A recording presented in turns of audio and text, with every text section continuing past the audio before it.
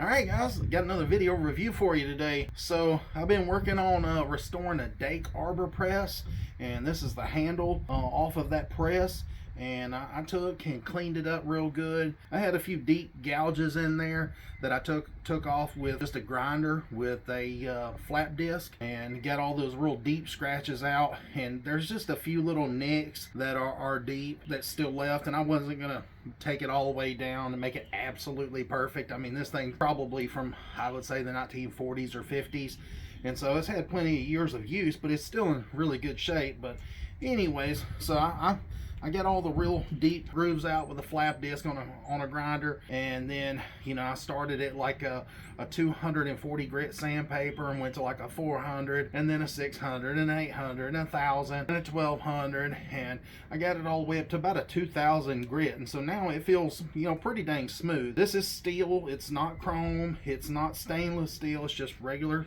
steel. And anyways, I've got it pretty smooth. I want to take it a step further and really do a good job on this restoration of that arbor press, and I want to polish the handle out. Now, I had reached out to a company. They sell some polishing equipment on Amazon, and I wanted to see if it was any good or not. And so the name of the company is Scott Chen. You can see it right there, Scottchen. So obviously it's a Chinese company, and these are 6-inch buffing wheels, and what makes these special is they're 70 ply, where most of them are less than that. Some of them are like 40 ply. These are 70, so they should be nice and plush. Now we're gonna check them out, see if they're any good.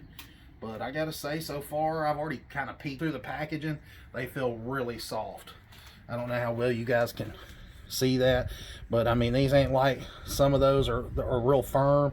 This is really soft, and you can see they're stitched nice on both sides. And so I've got 2 of them. I think these were about under $15 for the pair, so that's really cheap. This here is a dedicated buffer. I bought this 25 years ago out of the Sears catalog when I was a young man and didn't have much money, and I really wanted one of those ball doors, but I didn't have over $1,000 for one.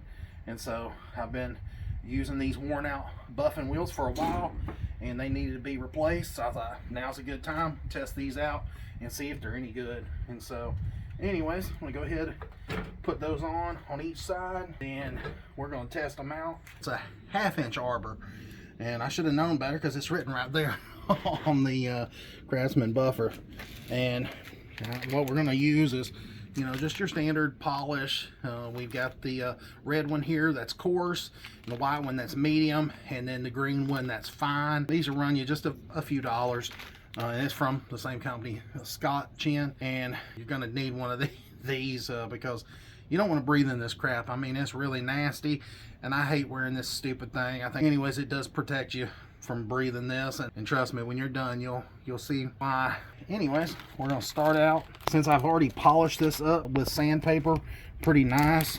I'm gonna start with the green, which is what I said, it's a fine polish, and we're not gonna probably use the other 2. I might use the white, but most likely I won't. But I just wanted to give you an idea of what they look like. The way that you apply this is melts on to the buffing wheel with the heat. It just melts on there. And now when I go ahead and turn these on, you're going to get some fibers. That's just natural. They're going to be fuzzy. And I gotta say, I mean, this is some of the softest ones I've ever felt, especially for $15. I mean, these are really soft. Some of the little fibers that come off, and that's just normal. So don't think that they're bad quality or something because some of those fibers come off. That's completely normal. And my girlfriend just asked a really good question. She says, why is there two buffing wheels? Well, you want to put your more coarse polish over on this side, so you would use the white or the red over here, and then I like to do my final step over here, and that's the green. And so what we're going to do is just go ahead and turn the buffer on. And I gotta say, it's no ball door, but it does make a little bit of noise from the stand because it's just a little cheap stand.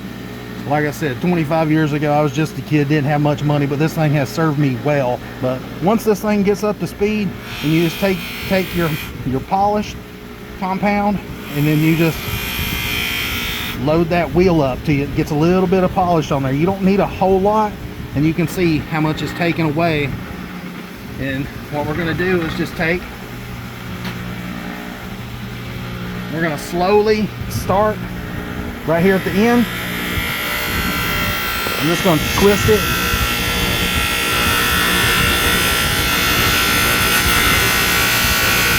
And you can see right there that some of that oxidation from the metal is coming off, and just within a second of touching it, you can see it's already starting to shine like a new coin.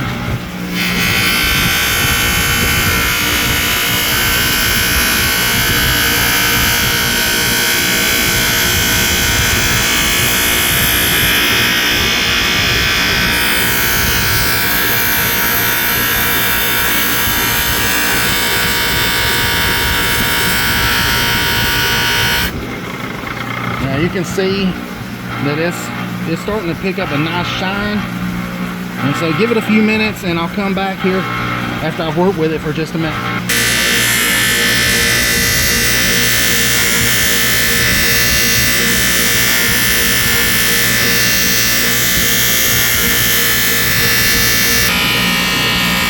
Alright guys, you can see that I'm polishing it, and I'm just lightly going back and forth. I'm letting the compound do all the work. I'm just rotating it as I move it back and forth.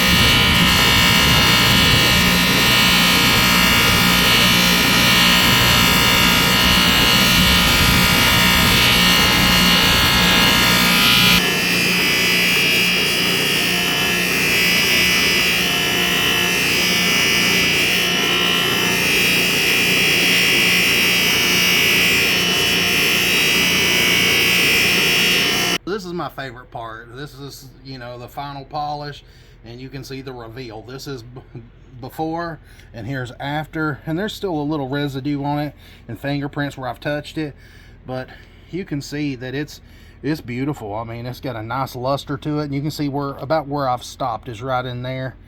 And you know, now it's not perfect because, like I said, this is a piece of machinery from the 40s, so this is just the handle on it. So you can imagine it sliding up and down on the machinery and being used, and they've probably put breaker bars on it, and probably somebody's strained their nuts trying to pull this thing because it's on a press. So, you know, obviously they've put a lot of torque in it over the last, you know, ever how many years that he is. You can see the amount of polish that is achieved by just a few minutes, and it doesn't cost much to polish a piece of metal. I mean, literally for about $20 is what this, you know, for the two buffing wheels and the polish, it's roughly around $20. It's not much at all, and that, granted, that's not a lot of polishing compound, but you know, you can get quite a bit done with that little bit. It does go a long way. And you know, if you're wondering, well, why would you polish steel? It's just going to turn around and rust, and that's true. It will rust if you don't have it in the right conditions and keep it oiled. But I don't like oily tools in my shop. You know, I like my stuff to be clean, so I've been using this stuff called Shark Hide. It's a metal protector, and it says it's good on aluminum, cast iron, copper, brass, bronze, steel, stainless. And what you do is you take a diaper and you wet it with this Shark Hide, and then you just wipe it on and you're done. It's, as long as you get a good couple coats on there, then it'll last you a long time unless you scratch it off, you know. And so, you know, it'll help maintain that shine, and it'll still look good. And that's pretty much it. You just work your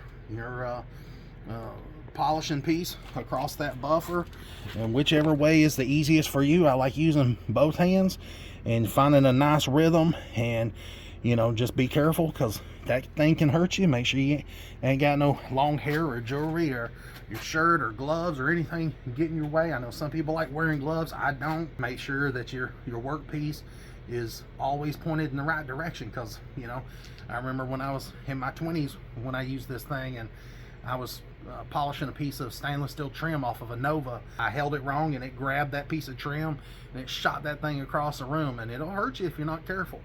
But you know, most people have a buffer laying around, and if you do, you know, get out there and polish it. Like I said, it doesn't cost much, and you know, you don't have to have a dedicated buffer polisher like this. You can use a bench grinder. The only difference is I believe the buffers turn at a different RPM. This one turns at 3450, and I think that's what most of them, you know, turn at. You know, a little faster, I believe, than a grinder. But it does work good, and I've made quite a bit of money with this little thing, polishing trim for old cars. I did some trim for a Jaguar that turned out really nice, and you know, charged a guy that, I mean, this has been years ago, and made a lot more money than what I paid for the polish and the polisher and the stand. So, you know, and then I polished my own Nova trim. I've got a 70 Nova, and I polished all the trim for it, and I plan on using it during the restoration. So anyways, this is just a good product to have. I'll try to link the products down below. The little polishing pads here and the compound all come from Amazon. I've gotten this direct. I'm not sure if Amazon sells it or not, but either way, I'll put a link for their website in the description. But get out there and get off your butt and get to polishing, because it's a lot of fun and it's very rewarding seeing this when you're done. Promise. So until next time, guys, please like and subscribe to the channel. See ya. Oh, and before I forget, let's say you don't have anything to polish, get on Facebook Marketplace and look for things to polish that you might be able to restore and bring you some money just from a simple polish. You know, a couple months back, I was on Marketplace. I was sitting at a restaurant grabbing a quick bite to eat, and I was on my phone, and I seen a guy had just listed these. He didn't know what they come off of, and I knew when I seen them, I was like, man, those are something special. And what they are is a set of Lucas lights, and these come off of some Rolls Royces, and you know, they're in really good shape. They've still got the reflector, the glass is in great shape, but the housing here is a little bit pitted, and I thought, well, maybe I could polish them out and at least get them good enough to where, you know, you could put them on a driver, or if you wanted to take and polish them out and get them ready for chrome plating. But these range online anywhere from $300 to $700-800 for the pair. I've got a pair of them, and you know, you see right here just a little bit of like 2 seconds of polishing. This is all pitted and in rough shape, and then I just took and polished it smooth.